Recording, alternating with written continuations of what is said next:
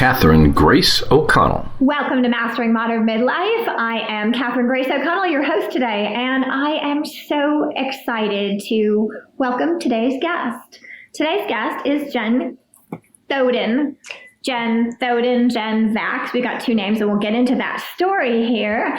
And we have a wonderful modern midlife woman who is also a speaker, an entrepreneur, and an author. And this is her fabulous book, That's My Color, which is Discover Your 5 Signature Colors and Transform Your Life. So obviously we're going to get into the book and colors and how color helps us transform our lives. But welcome to the show, Jen Thoden, Jen Vax. Like I said, I have also changed my name, so we can definitely dive into that conversation too. Yeah.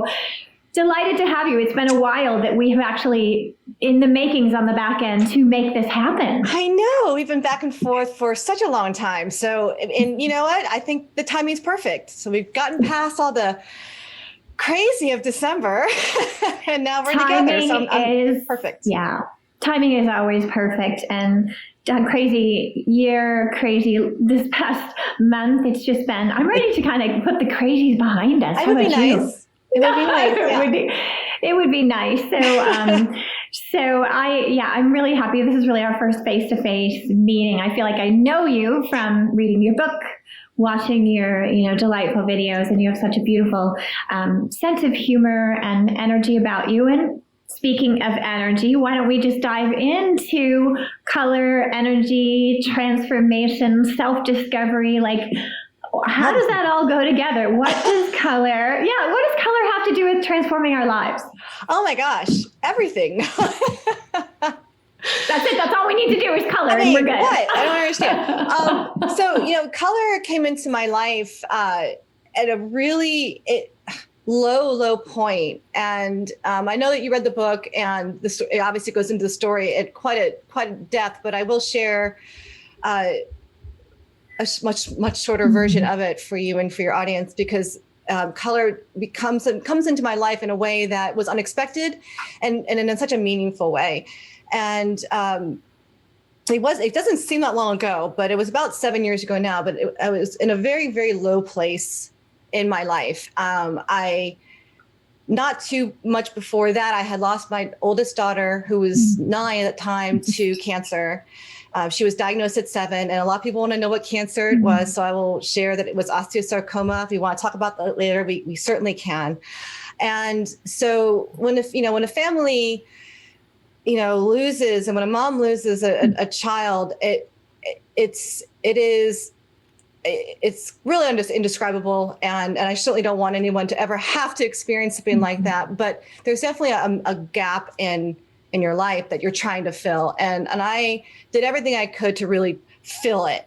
I was going nonstop, taking care of my daughter when she was sick. And for people who don't know me, I also have 2 other children. And at that time, they were all really little. So I was trying to be everything to everyone, right? I'm trying to be keeping Kelly comfortable and spending nights at the hospital. And I'm trying to be a good mom to my other 2. And I'm trying to be a good wife and making sure that my husband can go to work. And at the time, by the way, I don't know if you knew, but I had a business that I was trying to run as well. And so I was going nonstop. And I think I was pretty much doing what anybody honestly would be doing if they were me at that time, which is just doing everything to make sure that the world was okay, and that everyone in my life was okay, right? And so once she passed away, it was sort of like when the wheels are going, you don't know how to stop. I didn't know how to stop, and I certainly didn't know how to do self-care. So I just kept filling the void, and we did all kinds of stuff together as a family. And what really I wasn't paying attention to was that the relationship between me and my husband at the time was getting tense, and we were having trouble. And when we moved back to Virginia, we were in Texas at the time. When we moved back to be closer to family, we just really didn't make it. And so I found myself in my townhouse 7 years ago. And really, it was a time when everything around me kind of closed in. The kids were at their dad's, which was a very strange experience for me. And I didn't have cable. So I didn't have TV to keep me company or to keep my mind busy. And it was a moment where I think was probably the first time ever that I stood still and was my own company. And I remember having just an extreme sense of loss. And it was the loss of my daughter. It was the loss of my marriage and a lot of guilt associated with that. And just extreme loss of sense of self. I just didn't know who I was anymore. I had gone through all this stuff and now I'm not even a wife anymore. Right. And everything is redefined. Your entire identity is that you said wife, mother, all of those things. And you have been leading this life, at least super mom, super wife. The whole external is perfect. And the treadmill comes crashing. So first of all, I am so sorry about the loss of your beautiful daughter. I have many friends that have lost children. I have many women in the community who've lost children. So, I experience it through them, but of course I can never really truly know what that experience is like. And to me, that is the ultimate definition of fear. So I do believe that we're given, what we can handle. And sometimes I think, God has quite a sense of humor as to what you can handle. To me, there's nothing more devastating than losing a child. I, talk about an instant wake up call. Like you said, you can't, when that treadmill stops, it's like that gaping wound. You can't, what do? You're like in surgery trying to close it up. So thank you for sharing that, and you share it beautifully in your book as well. So clearly this was a devastating time in your life. There's massive pain. Like you said, all of your identity is gone. And, then did we fail? I don't mean fail losing a child, but my marriage, these things, the guilt, the voices. So how did color come into your life, and how was color so deeply transformative and to help you really discover who you really were? Yeah. So I knew at that point that I needed to do something to figure out what was going to make me happy. I didn't like who I was. I didn't like what I saw in the mirror. I was a lot heavier at the time, and it just didn't feel good about myself. And so I actually joined a life coaching program. I honestly don't even remember how it came about, but I ended up joining this program. And what was really profound for me was at the very beginning of that year that I joined that program, it was all about really getting to know yourself, right? Like, what do you like to do? And who are you? Who do you want to be? And all these really big questions. But the one thing that really resonated with me was all about your self-image. And, if you improve your self-image, then other things in your life improve as well. And so good energy out, right? Good energy back in, and how we think about ourselves has a profound impact on everything in our lives. And I really resonated with that. And there's a direct connection between how we think about ourselves and what we actually see in the mirror. It's psychological, right? And so I didn't like what I saw in the mirror.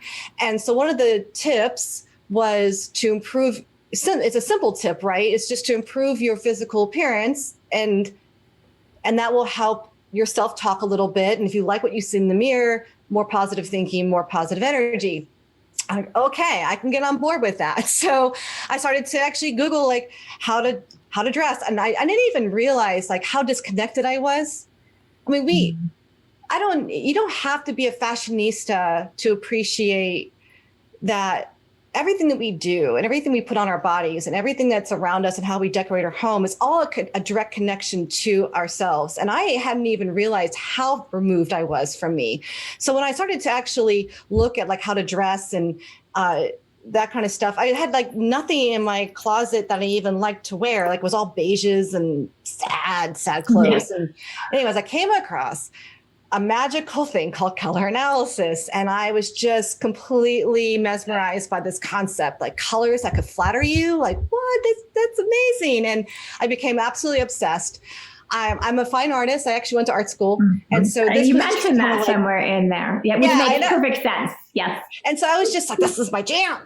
And so that's exactly that's where color really started to come into my world, as I started to realize that it actually had meaning and it had energy behind it. And you put on a color and it flatters you. And it not only does it make you like what you see in the mirror, but it makes you feel a little bit different. And so I remember putting on a color very similar to this, and it's a coral pink. And it seems so silly now, but I remember being absolutely terrified to go to work in this color that's not even a bold color. It's not even like it was red or bright yellow. It's just a color. But the reality is that I had been in such a beige world for so long and so completely not paying attention that I really thought that I was going to walk into the office and people were going to be like, oh, who is she?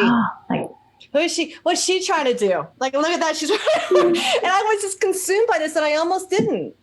And I realize now, like, that seems really silly, but I think a lot of people actually go through that. Like something that's just different from what they've been doing, hiding in a way behind just trying to be invisible, I think, in many ways. Sure. And I think also we're so busy out there. It's about them. But it really is what you're saying, which is the midlife pivot, right? We go from out there about everybody else to this sort of no man's land, and then going to this new direction of, oh, wow, this is actually about me. I get to dress for myself. I get to wear colors for me. And it's so fascinating. Most of those people out there really aren't thinking that much about ourselves. We just think they are. That's the thing, right? It's like, I was so worried about it. And now people get all kinds of caught up in, wearing a color or a pattern or whatever they want to wear. And I'm like, I don't even know how to say this to you, but people aren't looking at you. There's no fashion police. There's no color police. No one's going to chase you down the street and tell you that you shouldn't wear that. That's all up here. We have so many stories that we tell ourselves. And that's we think they can like read our minds, I think, sometimes, that all these things that we hold inside, like you said, there's this costume.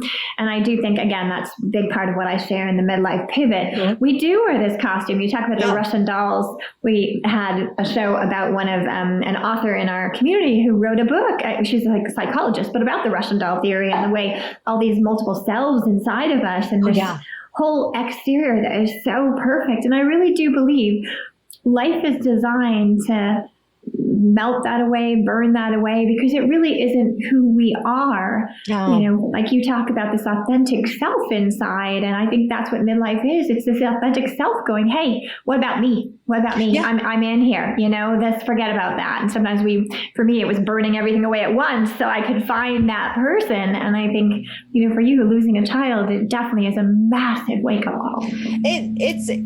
Honestly, it's absolutely a wake up call. And I am so grateful not for that type of wake up call, but just to have been awakened, right? And to realize that there was some work that I needed to do, and that I wasn't a happy person. I was a burnt out person, and I was a tired person.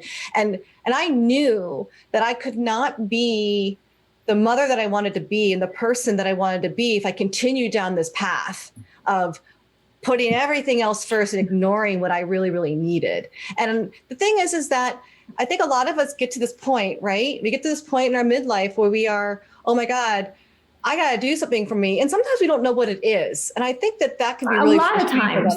So I think that's a huge, commonality in midlife. I know that you have a lot of midlife women that you talk to, that you coach every day. And I think how can we possibly know what we're here to become if we've never focused on ourselves, right? It's like our whole life has been, be it, a child and your parents, or in school and you're learning, like you said, you're a mom. Many of us are moms, and immediately then that becomes our identity, and the super mom becomes our identity. And then when that, I know, it's just, how can we know? But I believe that's what midlife is for. It's this amazing process of self-discovery and ultimately transformation. So let's talk about how do colors, like you're wearing your blushing color, which I also think is your eye-popping color. I'm wearing my happy color, which I think is also my eye-popping color. I love it. Like what? So signature colors, there's 5. So let's color our world. I mean, for heaven's sakes, like you said, there's a very interesting story in your book where you're going through the divorce and you're finally in your own place, and your ex-husband, I think, didn't color on the walls, and you're able to finally live your life your way. So let's talk about that. No more beige world, colorful world, and coloring our lives and living in a colorful world. You know, there is a huge realization that I had, even when I was writing the book, that I didn't realize even during that process that I was writing about was the giving yourself actual permission to do some of the things that you really want to do. Yeah. You know, I have this house now, it's me, it's all mine. There's nobody else to tell me what to do. And even wanting to paint the walls a color, like you had just mentioned, like, you know, my ex-husband, honestly, he didn't like color on the walls. He was always thinking about, well, what if we sell? Yeah. It was like, it was always this. So we can never really be here now, right? I know, like, yeah, but can I paint? Like, I really need to do something creative.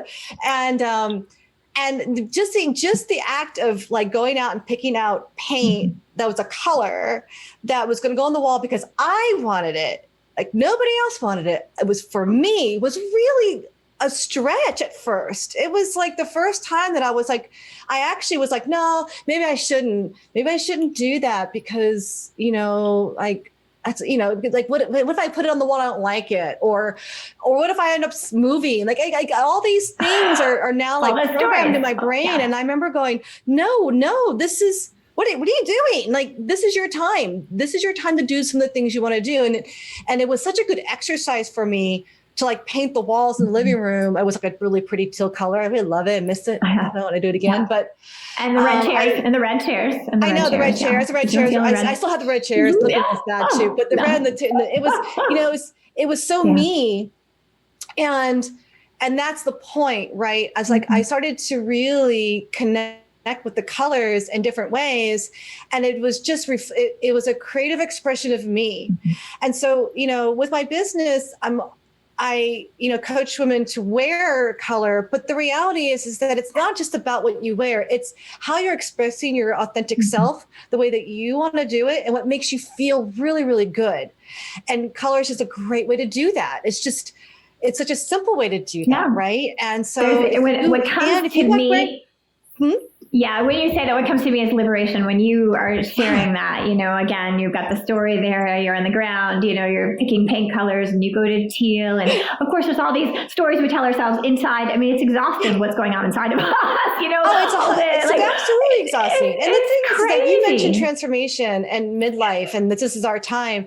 And I would definitely add on to that there's no end result. Like when you start to allow yourself to actually start to do the self-discovery process, right? And really peel away all those layers you're talking about. Every time I peel a layer away, there's another one that shows up. And I think that it's a continuous process to not only reveal to your essence to yourself, to really get to know yourself. And there's also, I think, a practice in then allowing yourself to be what you're discovering. And try to silence all the stories and the noise and the voices that keep telling you that, oh, you know, good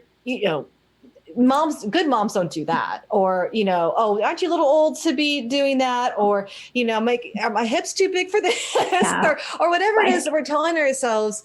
It's like, that's enough. Like, what do you Well, really... first off is permission outside of ourselves, right? Yeah. Like we said, it's our parents or our teachers or our husbands that we put ourselves in that crazy position. 100%. But it's so true. And then it's like this time you go, oh, first there's this gap, this like space, this vacuum exists. You're like, what is this? Like, I have all this power. You talk about power, like taking back your power in your book. And for me, it was like such a foreign thing. Like, I have power. I can give myself permission. I don't have to get it from somebody else. And I can be who I want to be. Like, what is that? And then there's this blank slate, which, like anything else, an artist takes a blank slate. It's terrifying at first. A book, terrifying at first. It's blank pages. But as you there's no way to figure it out until you start and you make mistakes and you erase things or you paint over things or you change words and edit things.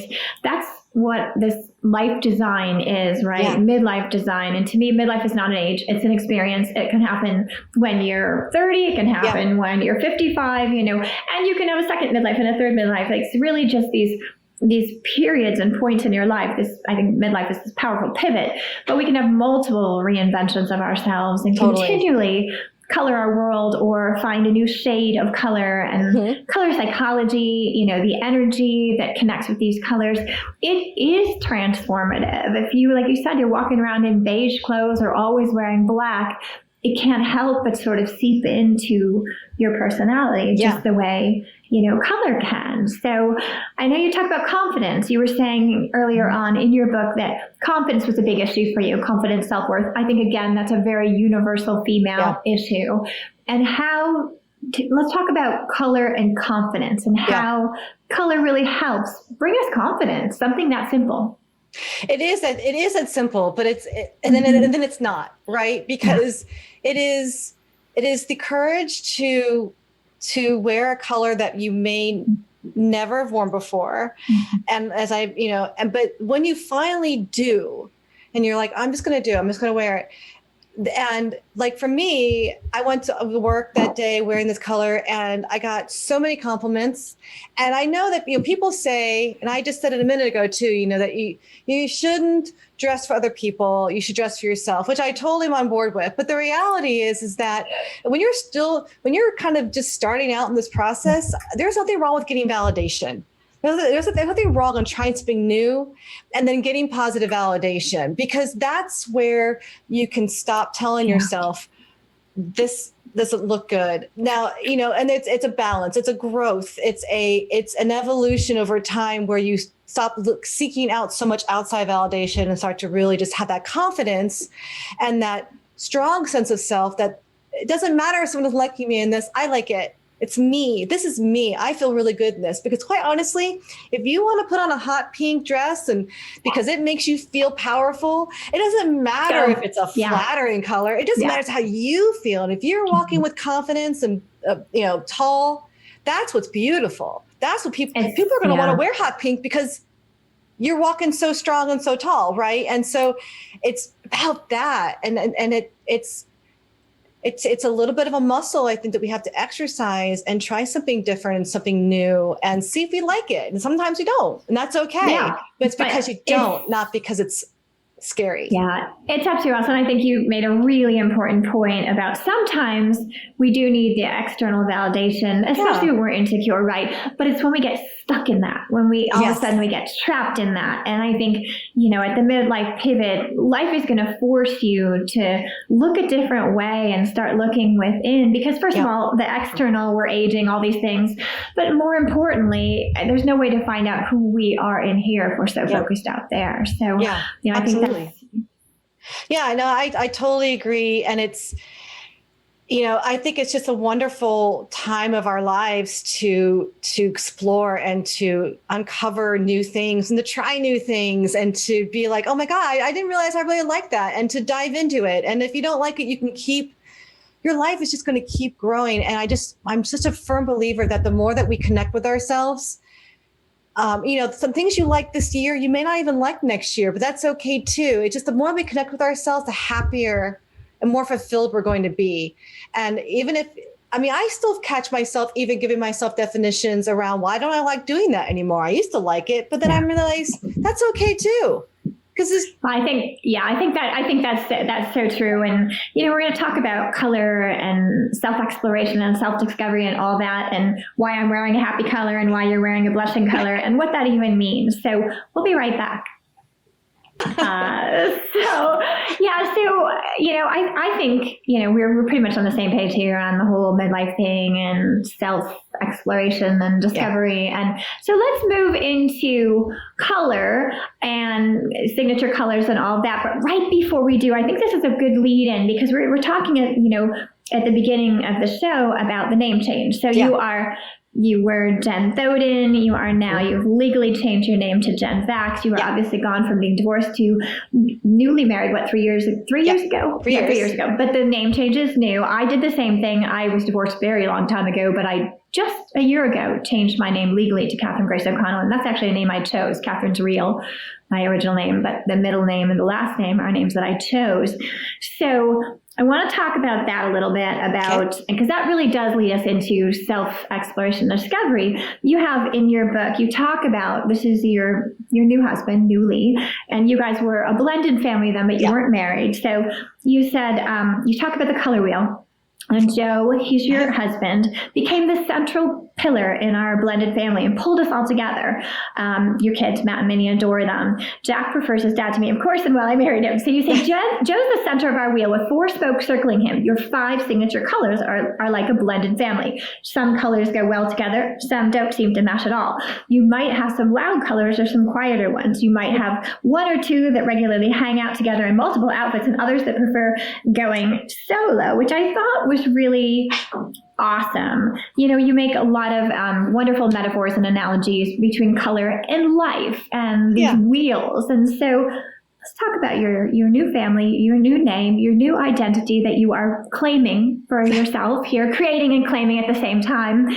And this process of yourself, of self-discovery, and how color fit into that, and how color can help these women out there, our lovely audience, to discover parts of themselves. Yeah. Okay. So let's talk about the name first, because the second part of that, I think, is a bigger question. And I have some really great answers to that too. So, and so I'll talk about the name first, because I think it is a good lead in to just authenticity, right? So, 3 years ago, Joe and I got married, and it was awesome, because he is someone that really complements me very well. We're very compatible, and I just couldn't be happier. And so, but I didn't change my name, and I didn't change it because I wasn't compelled. It wasn't that I didn't want his name. It wasn't that. It was just simply that at that time, I was still Jen Thoden. Yes, I got married. Yes, I declared my love and, my life to be with Joe, but I was still Jen Thoden. All my business was under Jen Thoden. Everybody knew me as Jen Thoden. And I just really didn't feel compelled to change my name. And good news is that I was never pressured to. It wasn't like it hurt his feelings. He logically was like, oh yeah, your business is Jen Thoden, you should keep it. And it wasn't until this past year, our magical 2020, where we're all locked in our door, inside our homes, that, it's a really good time for self-reflection. And really to kind of do some more exploration as far as just what are you going to do with all your time that you've got now, right? And so for me, I started doing a lot more art and started posting it on Instagram, which I've never shared my art before, and it really sparked a whole new layer of myself that I've forgotten. I mentioned the art in the book, but I really hadn't made it a practice. I really hadn't been doing very much of it, because it was just sort of like, oh yeah, I'm good at that. It's a great little hobby. That's so great. And so I really dove into it this year, and it just really kind of lit me up. And it just kind of talk about having memories and relapses of being 8. And I mean, just super joyful moments for me. And it really, I can almost imagine my inner soul, the real me, kind of getting bigger and brighter, and kind of shadowing out things that I used to tell myself, I don't have time to do the art. It's just, I don't have a space for it. It's expensive. It's all these things. And the more that I did it, the more I just got stronger with myself and just started to make time for myself. This is huge. It's huge. It's huge. Carving that time for yourself and to do something you really enjoy doing and it brings you joy. And so as I started to do that, and my business was changing and growing and evolving along with me, by the end of this year, I was like, you know what? I'm no longer Jen Thoden. You kind of shedded all of that. You're stepping into this new you. I can totally see that. And so I decided, you know what? I'm starting out 2021 as Jen Vax, because that is who I am now. And so that's congratulations. I love that. And like you said, it's sort of like taking another coat off, another layer off. And we have, so many similar things in our stories. Creativity for me was one of the things that I found to be healing, life-changing. And I always told myself I wasn't creative. I'm not creative. And then it was literally this, again, sort of a life coach, empowerment coach who helps me understand, first of all, I know many women out there right now have said that or are still saying that to themselves. And if we think about it, we're from creation, right? We're here to create. We're born to create. We're born creators. Because you are an artist, maybe this person is creating something completely different, but we're all here to create. And creativity it's a key. It's a magical tool to be used in self-discovery. So clearly that got you into art. Obviously, you were already dabbling with the color thing, which is pretty huge. So let's move into color then, and color and self-discovery. And how is color so crazy life-changing? So so for me, and I actually believe this is probably true for everybody who really starts to get excited about this, right? But it is a true reflection of it's a creative self-expression. So we use the word creative, like you had just said, right? We're all creators, and people automatically assume that creative must mean something artistic or visual. But what it really means is not. It is your way of expressing how you want to take on the world and how you want to problem solve and to work through whatever it is that you're working through at that time. And so, how you want to convey yourself to the world, how you want to express yourself, and how you want to actually feel like yourself has everything to do with that creative expression. And color is just one way. I mean, there's 100 different ways that you can express yourself, right? Color is a vehicle that you can do that. And because it's so immediate and it's so visual, and there's a lot of energy that goes along with color. So I talk about the 5 signature colors in the book, right? And I chose those colors specifically. So let's tell what they are, though. So just let's say what they are right now, because maybe people haven't read their book, or we'll get them to read your book. So what are the 5 signature colors? So the 5 signature colors, right? So there is the blushing colors, and I'll tell you what they all mean. You can prompt me if you want. So there's the blushing colors, the eye-popping colors, the grounding colors, your happy, and your power colors. And I do call them power colors, right? You call them statement colors in there, but your statement colors, but same thing, yeah. I don't even know what I wrote. It is the same thing. So those 5 colors, those 5 colors are our authentic expression of ourselves, but they're all kind of different levels of ourselves based on our mood, the moment, what we really are dealing with, and they all kind of have different energy levels that can either balance us or convey what it is that we want to express. So the blushing color, like I'm wearing my blushing color, in my opinion, is one of the most flattering colors a person can wear. And it's exactly what it sounds like. It's the color that picks up the natural blush in your cheeks and lips.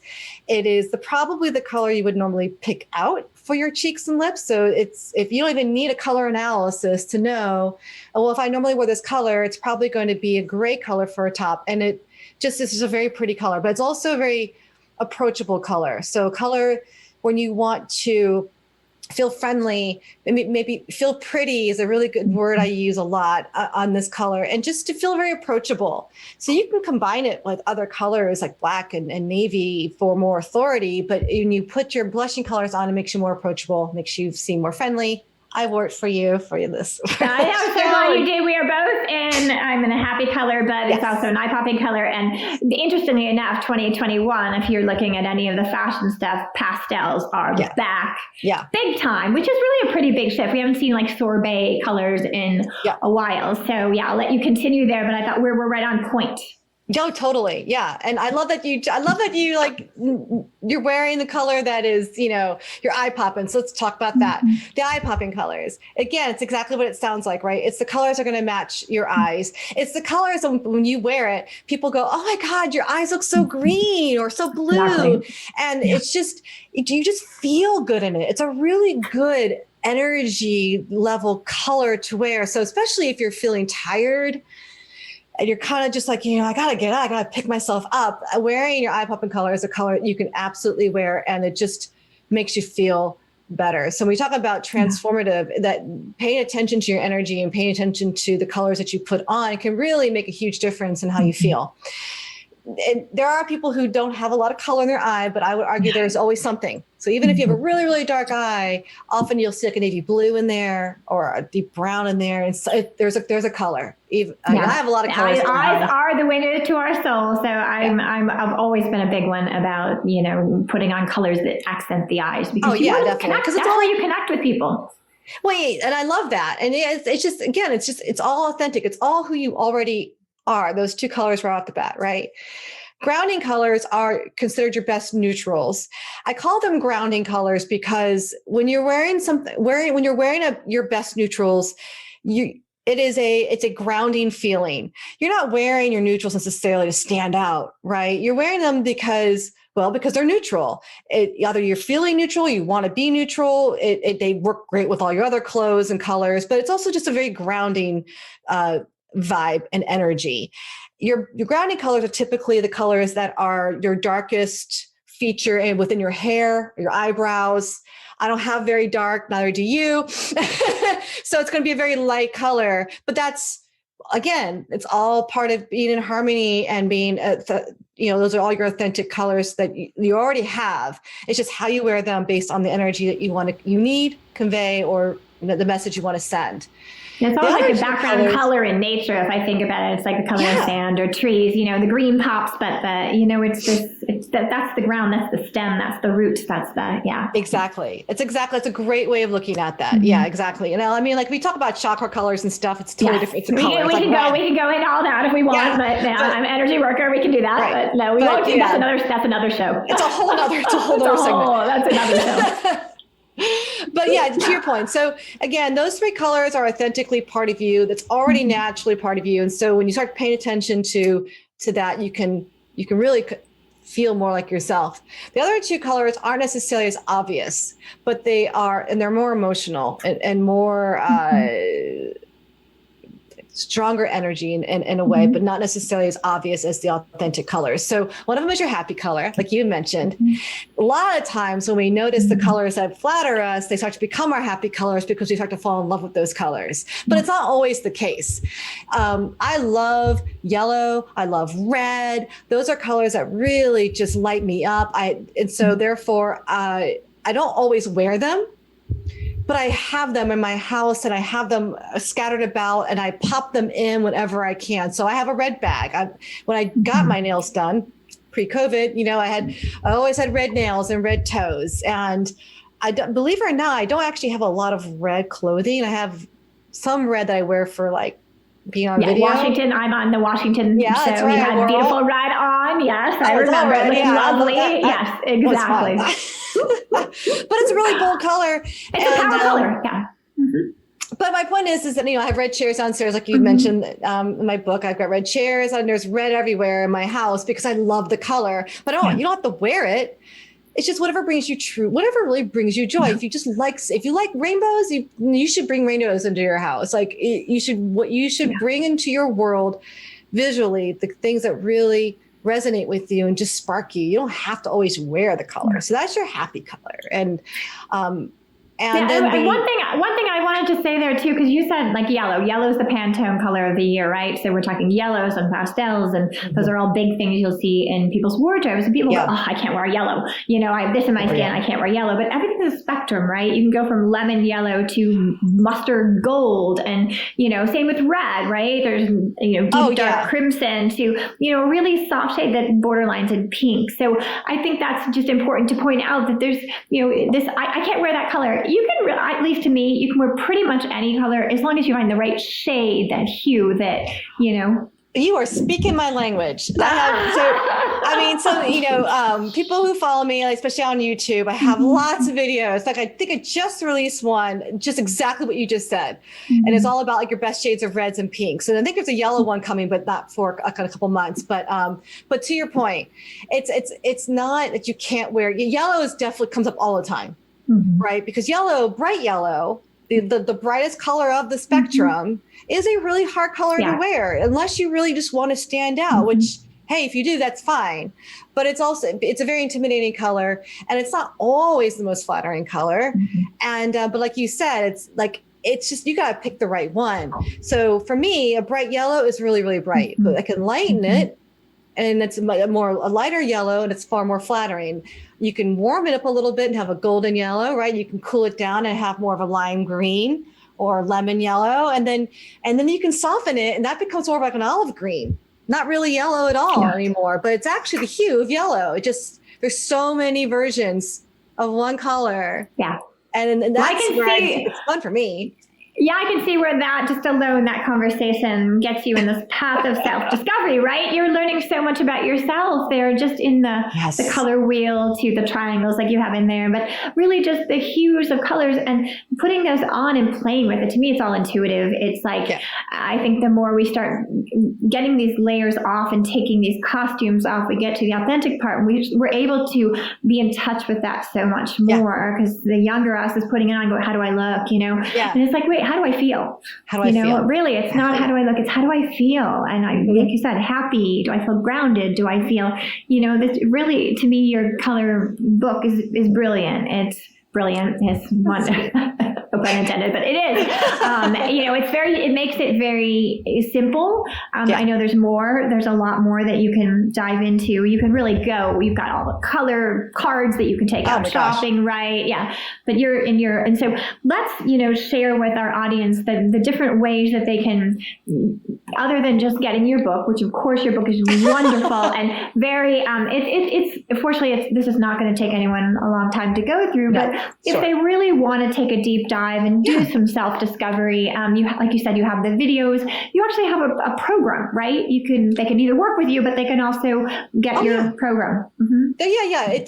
So I've set it up so that wherever you are, you can find out a lot about what your color palette could be. And so there's a quiz, which is 100% free. So, if they go to the site, yourcolorstyle.com, the quiz is really obvious to find.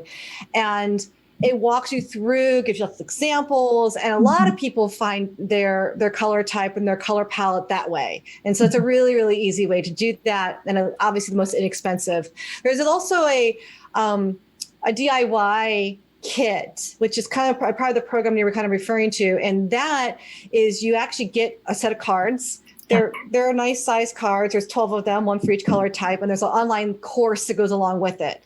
So you can, with the course, work with what you've got and narrow it down. And then the Facebook group, a lot of people like to post to get feedback from the community. And, because it's fun, right? Like, what do you think? Do you think it's this or you think it's this? And they'll play. And it's very interactive and it's a lot of fun. And a lot of people have a lot of success with that. You don't have to invest in the full service. I mean, I offer that also, but it's not always for everybody. There's a lot you can get, in these different places. And what is if you were to say one thing, what's the biggest thing that you have discovered about yourself through this process, through color, through being this modern midlife woman and this pivot? What's the biggest self-discovery? Biggest self-discovery is that I truly, truly am my own boss. I'm the boss of me. And I have a voice and I have power. And if I don't want to do something, I really don't have to do it. And if I really want to do something, I speak up and say, I really want to do that. And that for me has probably been the most mind shift, right? The biggest life-changing thinking that I want everyone to learn about themselves, that they have their own choice to be who they really want to be and do the things they really want to do and not do the things that they don't want to do. I think that's pretty key, by the way. It's one thing to go, do the things you love, but also give yourself permission to say, no, I don't really like to do that. I don't want to do that. Well, it's a gift for you, but it's a gift for the other person too, because what if we're doing something we really don't want to do? Me being a reforming people pleaser, we're not happy. We can't possibly do our best, and not really taking away from that person. They could find somebody else who would just be totally jazzed. Oh yeah, it's funny because I remember with my previous husband, he's a big camper, loves to camp, and I hate it. I am take me to the spa. I want to stay in the resort. I'm good to go. I want the air conditioning. I'm on your team. I want the bug spray. I don't want to sleep on a hard, cold stone. That's not fun for me. I don't want to do that. And I did it for so many years because it's what you do. You just go along with the ride. And finally I was, and this is honestly, to be fair, close to when we were going to split anyway. So I stopped caring so much as far as but the thing is that it's not that I didn't care. I just started to be like, I really don't want to do that anymore. Like, I'm not happy. And so, the first time I'm like, I'm not going to go camping. It was like, wait, what? So what? Huh? What do you mean you're not going to go? Wait, I'm not a happy camper, right? I'm not a happy camper. How many of us go through life happy camper? Oh, look what you just did. Camper. Not a happy camper. Did I make it funny? But it's so true though. If you think about, life, if we just put it all in terms of energy, the more connected we are with ourselves, our authentic selves, the more we know when we're leaking energy, right? If we're happy, we're building energy, right? And if we are unhappy, if we are, anything that isn't authentic, like you said, even staying in a marriage, both of us did that. And mine was really negative, really draining. And if I was more in tune with myself, that costume I was wearing, that the universe took off for me. Many of us are walking around in those situations with this massive disconnect, this authentic self inside that is so unhappy, but we put on this mask, and people feel it though. You on some level know when you're leaking energy, when you're in a situation, a relationship, anything in your life, you're doing something and you're leaking energy. So I think, that's a great, point to kind of wind up this conversation, because I think color it's a natural thing. You put it on, like you have that beautiful pink on, like that's just it's happy, it's blushing, it's all those things that makes your eyes pop. It's like such an uplifting color, and what a fun way to play with self-discovery. What a fun way to learn about ourselves in putting on some clothes or a coat of paint in your place. But color, it makes us feel alive, doesn't it? It does. I'm a huge fan. Yeah. Well, I will second that. I know. So if you guys want to find out what your signature colors are, the 5 signature colors, discover them. So Jen, where can people go to find your book, to find you, to work with you, to get a program that they can do themselves? All these options that you offer in your Facebook group. Oh, you're awesome. So for the book, it's out on Amazon. If you actually search on Amazon, that's my color, it will show up. There's a Kindle version and the print, and there's a link in the book that takes you to a free little mini video course to kind of expand on each of the 5 signature colors. And so it's a lot of fun. So you learn a lot of my story in the book, get the online course as well. So yourcolorstyle.com is where you can go and learn all about your colors and get the quiz and that kind of a thing. And if you want to know a little bit more about me and the speaking and that kind of stuff, and you can go to jenthoden.com. And yes, it's Jen Thoden, not Jen Vax. Yeah, Jen, there we go. Jen Thoden, Jen Vax Thoden. I know, I gotta fix it. I know, right? We'll fix it. We've got, at least we're letting people know. And I wouldn't feel right signing off without, everything is so aesthetically beautiful in your office. We have R2D2 there. There's a Star Wars character back there. Isn't that what it is? Well, let me give you the story really quickly. To my left is my art. To my right is my book. There it is. Okay. And then, yes, we're huge Star Wars and Legos fans in this house. Yes. Oh, yes. Very cool. So, I couldn't resist. It's the first thing I noticed. He's so cute too, right? Yeah, he's so cute. He's so cute. So yes, he's up there. That's so cool. And that could be a whole another show after we do the chakra show. We can do the whole Star Wars and life and dark and light and good and bad how much of a dorks we really are. Yeah, that would be amazing. I know, right? There you go. Or we can put out the Legos and the puzzles. So Jen, thank you so much for being with us. I mean, you're clearly a delight and just so bubbly and full of life and personality. So you guys, if you can't already see that color is a way of changing your life, transforming your life, discovery, self-discovery, all those wonderful things. So highly recommend, check out Jen Thoden, check out her book, and find out maybe what your 5 signature colors are. And, again, thank you, Jen, so much for being with us today. Delighted to have you. And beauties, thank you for being with us. If you love this show, please share it and subscribe, maybe leave a review, all those wonderful things that we do. And of course, check out Jen and the magnificent, colorful work that she's doing. So, and with that, cheers, beauties, stay fierce.